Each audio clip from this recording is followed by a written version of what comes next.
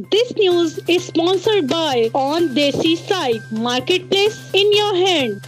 महकमा मौसमियात की अगले 48 घंटों में मुल्क भर में शदीद आंधियों और तूफानी बारिशों की पेशिनगोई। वफाकी महकमा मौसमियात ने अलर्ट जारी किया है कि आइंदा 48 घंटों के दौरान रवां साल का ताकतवर तूफानों बादोबारा का सिलसिला मुल्क के 70% हिस्से से होकर गुजरेगा, जबकि मुल्क में शदीद आंधी, तूफानी बारिशों और जालाबारी का सिलसिला शुरू हो सकता है। गरज चमक के साथ तूफान और हवा के बगोले भी आ सकते हैं। महकमा मौसमियात के मुताबिक शहरी जितना जल्दी हो सके हिफाजत करें, क्योंकि शदीद तूफानी हवाओं के साथ मुतासिर करने वाली सिलाबी बारिश, जालाबारी के बाइस शदीद मौसमी हालात पैदा हो सकते हैं, यानी आंधी, तूफानी बारिश, शदीद गरज चमक, सैलाबी बारिश, जालाबारी, गरज चमक के साथ तूफान और हवा के बगोले बन सकते हैं। हवाओं का शदीद कम दबाव पीर और मंगल के दौरान इस साल का सबसे ताकतवर सिलसिला पाकिस्तान के 70% हिस्से से होकर गुजरेगा। पीर को एक ताकतवर और मगरबी हवाओं का सिलसिला मुल्क में ईरान के रास्ते दाखिल होगा और एक हवा का कम दबाव खलीज फारस में बन चुका, जो पाकिस्तान के नजदीक आते ही शदीद हवा के कम दबाव में तब्दील हो जाएगा। ये इस साल का सबसे ताकतवर और 2013 के बाद आने वाला सबसे ताकतवर सिलसिला होगा। ये मगरबी हवाओं का शदीद कम दबाव पीर और मंगल के दौरान पाकिस्तान से होकर गुजरेगा। सबसे पहले